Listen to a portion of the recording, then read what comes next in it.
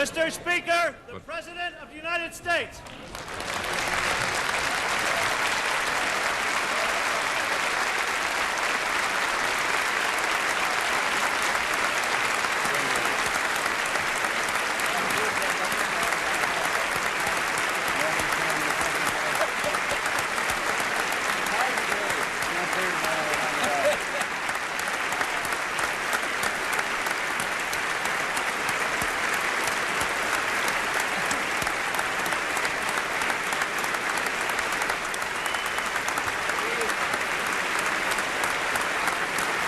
This is a very strong welcome. It's not been like this every time he's come to the Hill.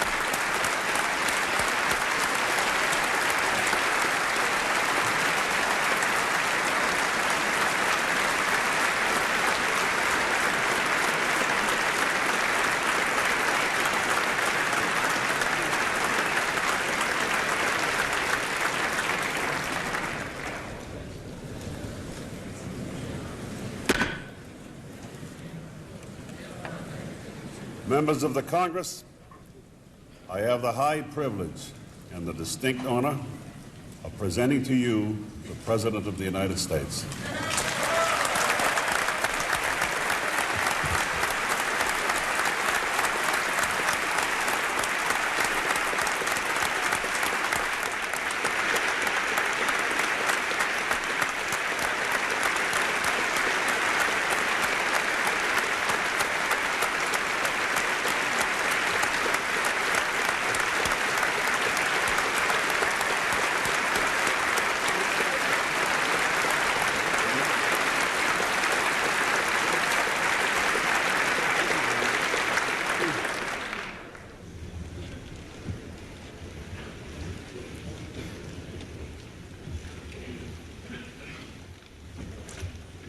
Mr. President, Mr. Speaker, members of the 96th Congress, fellow citizens.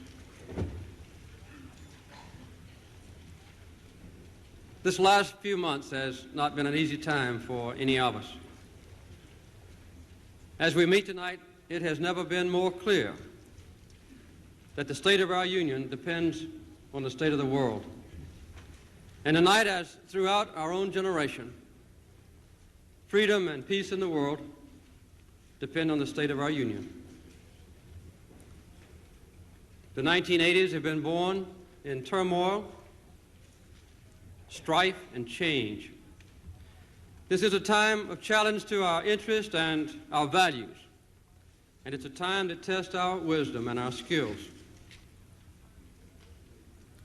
At this time in Iran, 50 Americans are still held captive, innocent victims of terrorism and anarchy. Also at this moment, massive Soviet troops are attempting to subjugate the fiercely independent and deeply religious people of Afghanistan. These two acts, one of international terrorism and one of military aggression, present a serious challenge to the United States of America and indeed to all the nations of the world. Together, we will meet these threats to peace.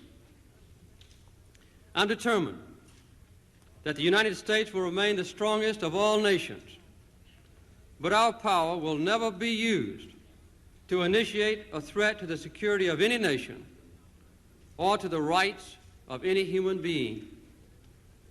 We seek to be and to remain secure, a nation at peace in a stable world. But to be secure, we must face the world as it is. Three basic developments have helped to shape our challenges: the steady growth and increased projection of Soviet military power beyond its own borders, the overwhelming dependence of the Western democracies on oil supplies from the Middle East, and the press of social and religious and economic and political change in the many nations of the developing world, exemplified by the revolution in Iran. Each of these factors is important in its own right. Each interacts with the others. All must be faced together, squarely and courageously. We will face these challenges, and we will meet them with the best that is in us, and we will not fail.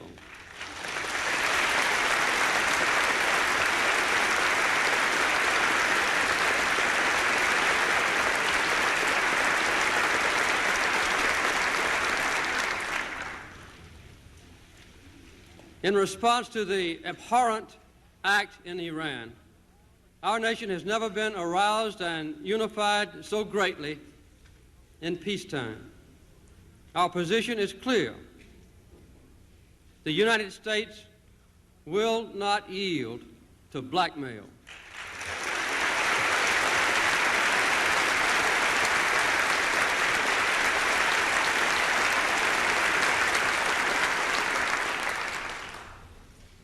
We continue to pursue these specific goals. First, to protect the present and long-range interests of the United States. Secondly, to preserve the lives of the American hostages and to secure as quickly as possible their safe release. If possible, to avoid bloodshed, which might further endanger the lives of our fellow citizens. To enlist the help of other nations in condemning this act of violence, which is shocking and violates the moral and the legal standards of a civilized world. And also to convince and to persuade the Iranian leaders that the real danger to their nation lies in the north, in the Soviet Union, and from the Soviet troops now in Afghanistan, and that the unwarranted Iranian quarrel with the United States hampers their response to this far greater danger to them. If the American hostages are harmed, a severe price will be paid.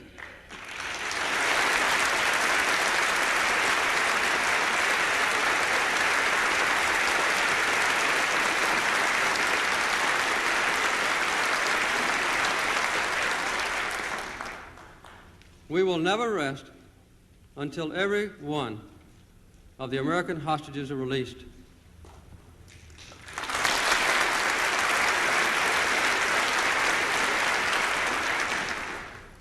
But now we face a broader and more fundamental challenge in this region because of the recent military action of the Soviet Union. Now, as during the last 3.5 decades, the relationship between our country, the United States of America, and the Soviet Union is the most critical factor in determining whether the world will live at peace or be engulfed in global conflict. Since the end of the Second World War, America has led other nations in meeting the challenge of mounting Soviet power. This has not been a simple or a static relationship. Between us, there has been cooperation, there has been competition, and at times there has been confrontation. In the 1940s, we took the lead in creating the Atlantic Alliance in response to the Soviet Union's suppression and then consolidation of its East European empire and the resulting threat of the Warsaw Pact to Western Europe. In the 1950s, we helped to contain further Soviet challenges in Korea and in the Middle East, and we rearmed to assure the continuation of that containment. In the 1960s, we met the Soviet challenges in Berlin, and we faced the Cuban Missile Crisis, and we sought to engage the Soviet Union in the important task of moving beyond the Cold War and away from confrontation. And in the 1970s, 3 American presidents negotiated with the Soviet leaders in attempts to halt the growth of the nuclear arms race. We sought to establish rules of behavior that would reduce the risks of conflict. And we searched for areas of cooperation that could make our relations reciprocal and productive, not only for the sake of our two nations, but for the security and peace of the entire world. In all these actions, we have maintained 2 commitments: to be ready to meet any challenge by Soviet military power and to develop ways to resolve disputes and to keep the peace. Preventing nuclear war is the foremost responsibility of the 2 superpowers. That's why we've negotiated the strategic arms limitation talks, treaties SALT I and SALT II, especially now, in a time of great tension. Observing the mutual constraints imposed by the terms of these treaties will be in the best interest of both countries and will help to preserve world peace. I will consult very closely with the Congress on this matter as we strive to control nuclear weapons. That effort to control nuclear weapons will not be abandoned.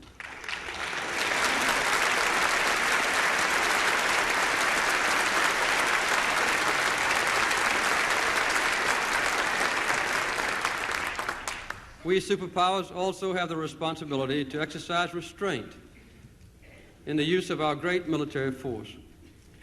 The integrity and the independence of weaker nations must not be threatened. They must know that in our presence they are secure. But now the Soviet Union has taken a radical and an aggressive new step. It's using its great military power against a relatively defenseless nation. The implications of the Soviet invasion of Afghanistan could pose the most serious threat to the peace since the Second World War. The vast majority of nations on earth have condemned this latest Soviet attempt to extend its colonial domination of others and have demanded the immediate withdrawal of Soviet troops. The Muslim world is especially and justifiably outraged by this aggression against an Islamic people. No action of a world power has ever been so quickly and so overwhelmingly condemned. But verbal condemnation is not enough. The Soviet Union must pay a concrete price for their aggression.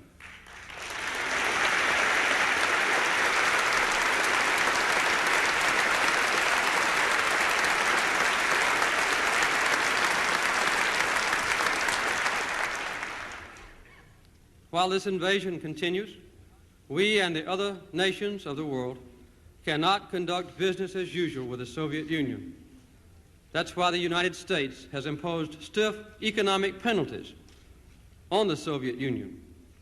I will not issue any permits for Soviet ships to fish in the coastal waters of the United States. I've cut Soviet access to high-technology equipment and to agricultural products. I've limited other commerce with the Soviet Union, and I've asked our allies and friends to join with us in restraining their own trade with the Soviets and not to replace our own embargoed items. And I have notified the Olympic Committee that with Soviet invading forces in Afghanistan, neither the American people nor I will support sending an Olympic team to Moscow.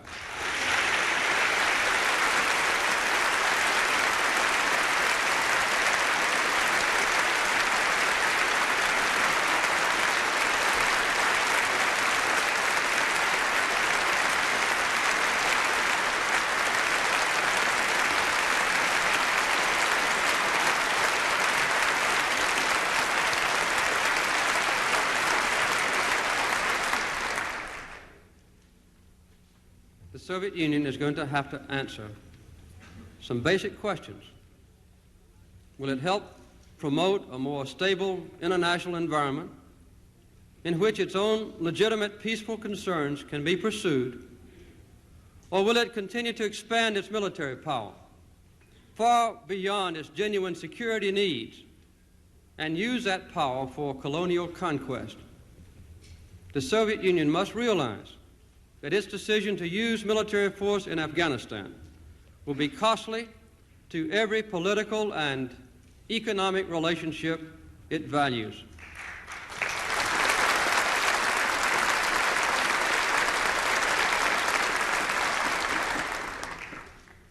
The region which is now threatened by Soviet troops in Afghanistan is of great strategic importance. It contains more than 2/3 of the world's exportable oil. The Soviet effort to dominate Afghanistan has brought Soviet military forces to within 300 miles of the Indian Ocean and close to the Straits of Hormuz, a waterway through which most of the world's oil must flow. The Soviet Union is now attempting to consolidate a strategic position, therefore, that poses a grave threat to the free movement of Middle East oil. This situation demands careful thought, steady nerves, and resolute action, not only for this year, but for many years to come. It demands collective efforts to meet this new threat to security in the Persian Gulf and in Southwest Asia. It demands the participation of all those who rely on oil from the Middle East and who are concerned with global peace and stability. And it demands consultation and close cooperation with countries in the area which might be threatened. Meeting this challenge will take national will, diplomatic and political wisdom, economic sacrifice, and of course, military capability. We must call on the best that is in us to preserve the security of this crucial region. Let our position be absolutely clear. An attempt by any outside force to gain control of the Persian Gulf region will be regarded as an assault on the vital interests of the United States of America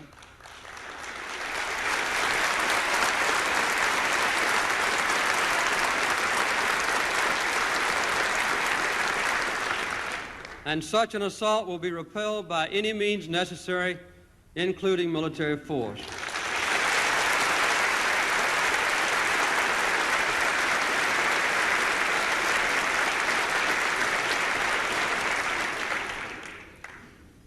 During the past 3 years, you have joined with me to improve our own security and the prospects for peace, not only in the vital oil-producing area of the Persian Gulf region, but around the world. We've increased annually our real commitment for defense, and we will sustain this increase of effort throughout the 5-year defense program. It's imperative that Congress approve this strong defense budget for 1981, encompassing a 5% real growth in authorizations without any reduction. We are improving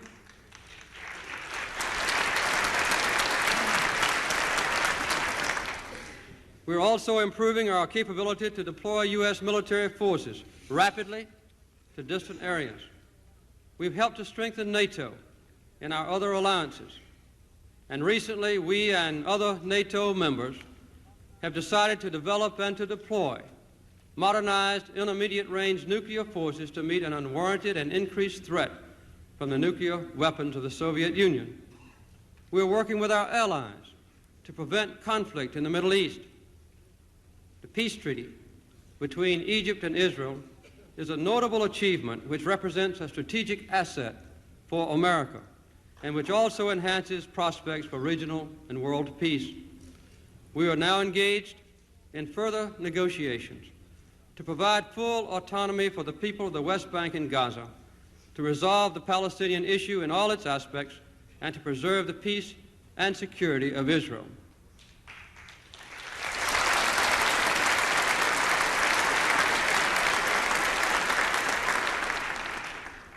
let no one doubt our commitment to the security of Israel.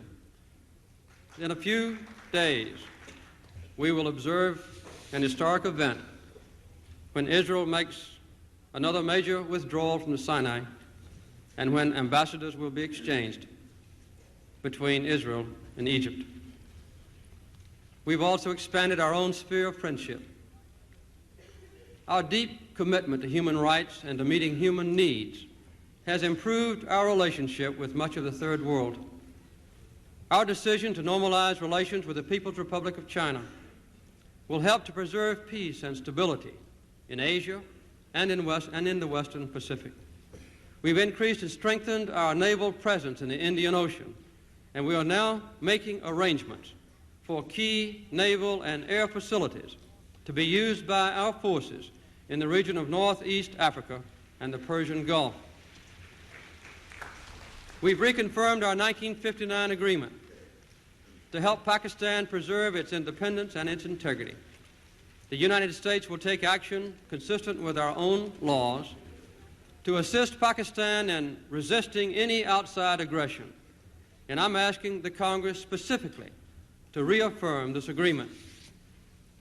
I'm also working along with the leaders of other nations to provide additional military and economic aid for Pakistan. That request will come to you in just a few days. In the weeks ahead, we will further strengthen political and military ties with other nations in the region. We believe that there are no irreconcilable differences between us and any Islamic nation. We respect the faith of Islam, and we are ready to cooperate with all Muslim countries. Finally, we are prepared to work with other countries in the region to share a cooperative security framework that respects differing values and political beliefs, yet which enhances the independence, security, and prosperity of all. All these efforts combined emphasize our dedication to defend and preserve the vital interests of the region and of the nation which we represent and those of our allies in Europe and the Pacific, and also in the parts of the world which have such great strategic importance to us, stretching especially through the Middle East and Southwest Asia. With your help, I will pursue these efforts with vigor and with determination. You and I will act as necessary to protect and to preserve our nation's security. The men and women of America's armed forces are on duty tonight in many parts of the world. I'm proud of the job they're doing, and I know you share that pride. I believe that our volunteer forces are adequate for current defense needs, and I hope that it will not become necessary to impose a draft. However, we must be prepared for that possibility. For this reason, I have determined that the selective service system must now be revitalized.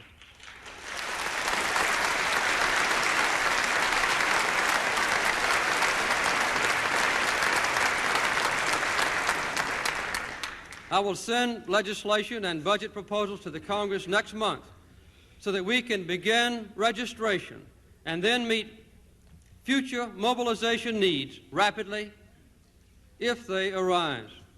We also need clear and quick passage of a new charter to define the legal authority and accountability of our intelligence agencies. We will guarantee that abuses do not recur, but we must tighten our controls on sensitive intelligence information, and we need to remove unwarranted restraints on America's ability to collect intelligence.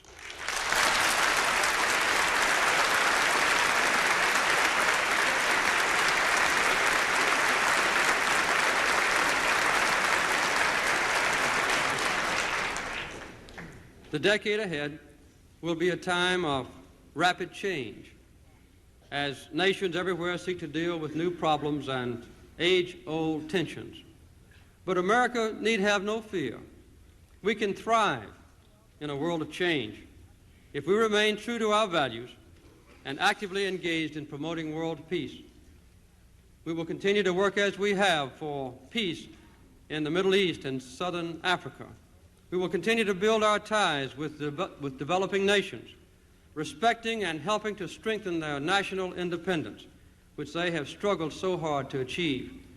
And we will continue to support the growth of democracy and the protection of human rights. In repressive regimes, popular frustrations often have no outlet except through violence. But when peoples and their governments can approach their problems together through open, democratic methods, the basis for stability and peace is far more solid and far more enduring. That is why that our support for human rights in other countries is in our own national interest as well as part of our own national character.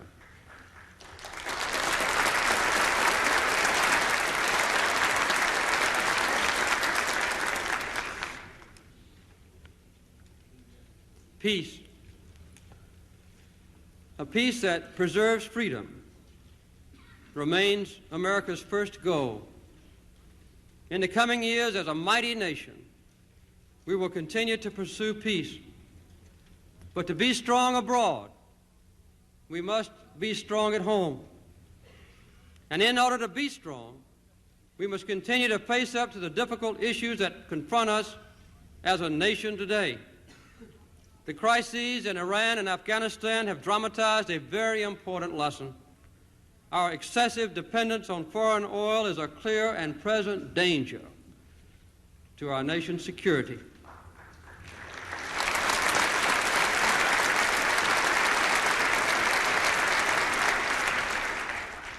The need has never been more urgent.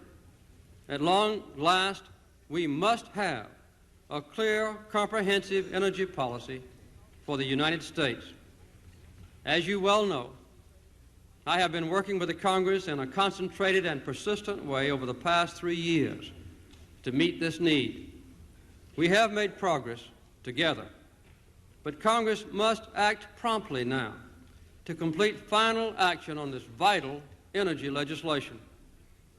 Our nation will then have a major conservation effort, important initiatives to develop solar power, realistic pricing based on the true value of oil, strong incentives for the production of coal and other fossil fuels in the United States, and our nation's most massive peacetime investment in the development of synthetic fuels. The American people are making progress in energy conservation. Last year, we reduced overall petroleum consumption by 8% and gasoline consumption by 5%, below what it was the year before. Now we must do more. After consultation with the governors, we will set gasoline conservation goals for each of the 50 states, and I will make them mandatory if these goals are not met. I've established an import ceiling for 1980 of 8.2 million barrels a day, well below the level of foreign oil purchases in 1977. I expect our imports to be much lower than this, but the ceiling will be enforced by an oil import fee if necessary. I'm prepared to lower these imports still further if the other oil-consuming countries will join us in a fair and mutual reduction. If we have a serious shortage, I will not hesitate to impose mandatory gasoline rationing immediately.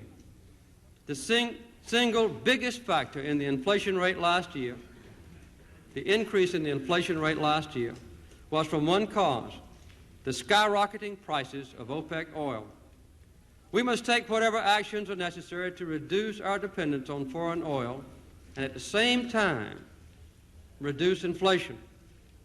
As individuals and as families, few of us can produce energy by ourselves, but all of us can conserve energy, every one of us, every day of our lives.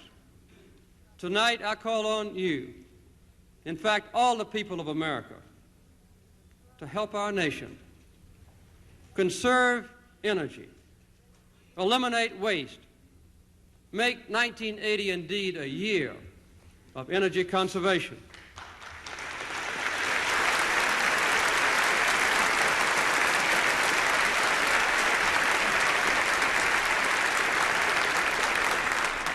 Of course, we must take other actions to strengthen our nation's economy. First, we will continue to reduce the deficit and then to balance the federal budget.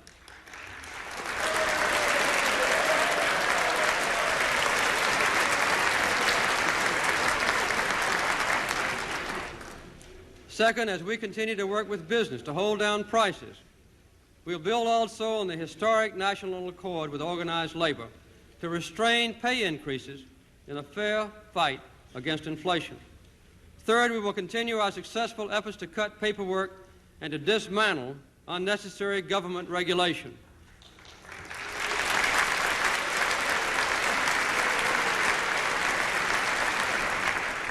Fourth, we will continue our progress in providing jobs for America, concentrating on a major new program to provide training and work for our young people, especially minority youth. It has been said that a mind is a terrible thing to waste. We will give our young people new hope for jobs and a better life in the 1980s. And fifth, we must use the decade of the 1980s to attack the basic structural weaknesses and problems in our economy through measures to increase productivity, savings, and investment. With these energy and economic policies, we will make America even stronger at home in this decade, just as our foreign and defense policies will make us stronger and safer throughout the world. We will never abandon our struggle for a just and a decent society here at home. That's the heart of America. And it's a source of our ability to inspire other people to defend their own rights abroad. Our material resources, great as they are limited. Our problems are too complex for simple slogans or for quick solutions. We cannot solve them without effort and sacrifice. Walter Lippmann once reminded us, you took the good things for granted. Now you must earn them again. For every right that you cherish, you have a duty which you must fulfill. For every good which you wish to preserve, you will have to sacrifice your comfort and your ease. There is nothing for nothing any longer. Our challenges are formidable, but there's a new spirit of unity and resolve in our country. We move into the 1980s with confidence and hope and a bright vision of the America we want, an America strong and free, an America at peace, an America with equal rights for all citizens, and for women guaranteed in the United States Constitution.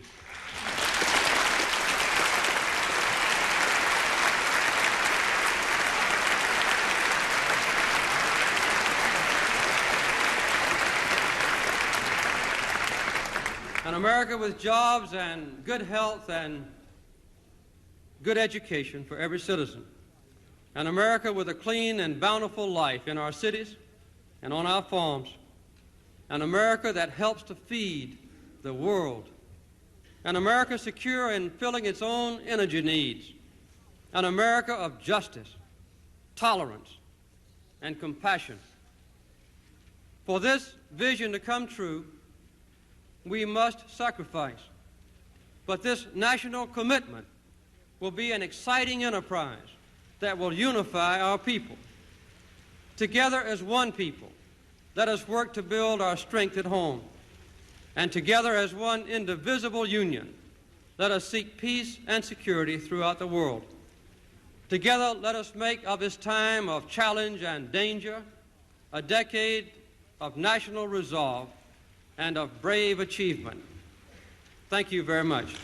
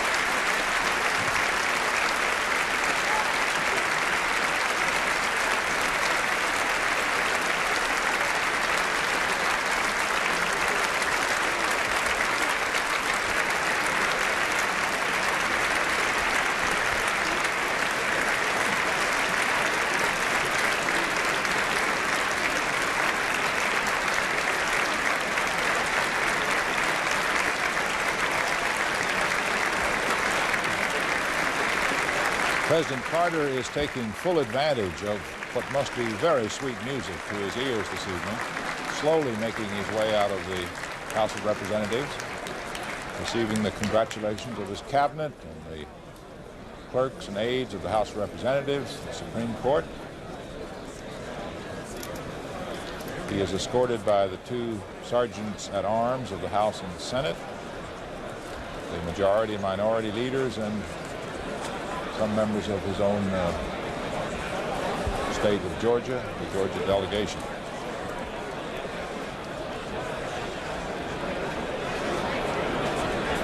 Everybody wants to touch a president who is riding a crest now.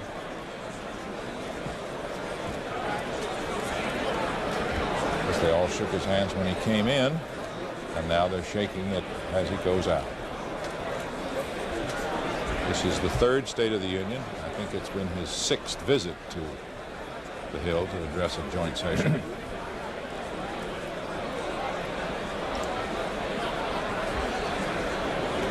And this was by far his